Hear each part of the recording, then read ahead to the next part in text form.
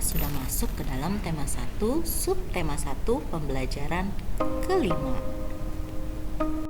Dengan tujuan pembelajaran, setelah membaca teks tentang ASEAN dan kondisi geografisnya, dapat menyebutkan kehidupan sosial budaya dari dua negara terkait kondisi geografisnya dengan benar, menulis laporan tentang perbedaan sosial budaya dari dua negara terkait kondisi geografisnya dengan benar melalui diagram Venn, menemukan cara membuat patung dengan tepat, dan yang terakhir mencoba membuat patung dengan lebih terampil berbahan dasar plastisin. Materi pertama, pengaruh kondisi geografis terhadap kehidupan masyarakat negara-negara Asia Tenggara.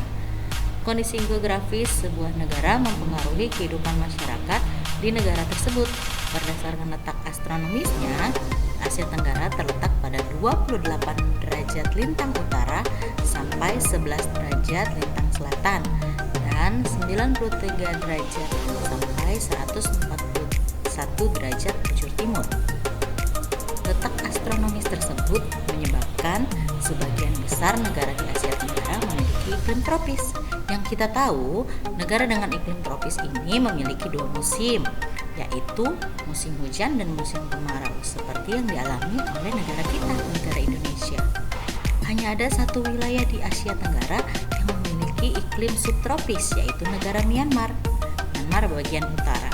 Kondisi tersebut menyebabkan Myanmar memiliki 3 musim, yaitu musim panas, musim dingin, dan musim hujan. Sebagian besar negara di kawasan Asia Tenggara memiliki laut yang luas, tapi hanya ada satu negara yang tidak memiliki wilayah laut, yaitu negara apa? Negara Laos. Sebagian besar kawasan Asia Tenggara beriklim tropis dengan curah hujan tinggi dan suhu udara panas.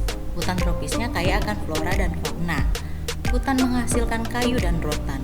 Hanya Myanmar bagian utara yang beriklim subtropis. Nah, kita lihat ada persamaan dua negara Asia Tenggara, yaitu Indonesia dan Filipina. Memiliki persamaan kondisi geografis, yaitu sama-sama negara kepulauan, sehingga sebagian besar mata pencarian penduduknya adalah nelayan.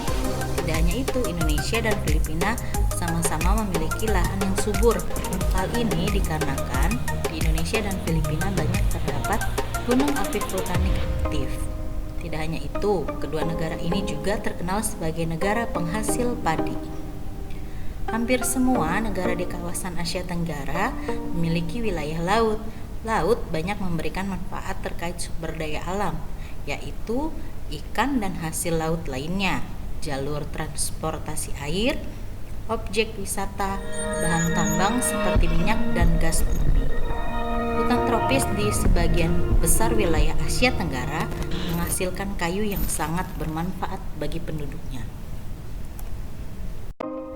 Materi kedua yaitu alat dan teknik membuat patung. Kita akan mengenal ada 6 alat dalam pembuatan patung. Kita lihat pada gambar, lihat. Yang pertama adalah putsir. Yang kedua, pahat. Yang ketiga, meja putar. Yang keempat, palu. Yang kelima, cetakan. Dan yang terakhir adalah sendok adonan. Sekarang kita masuk ke dalam pembelajaran teknik membuat patung. Nah, teknik membuat patung ini tergantung dari bahan yang digunakan. Berikut contoh teknik untuk membuat patung.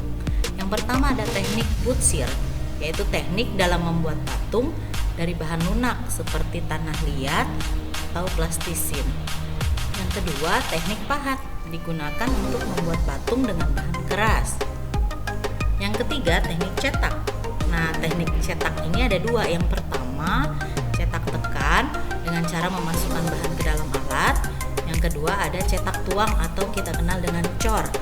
Teknik dilakukan dengan cara mencairkan bahan lalu menuangkan pada cetakan.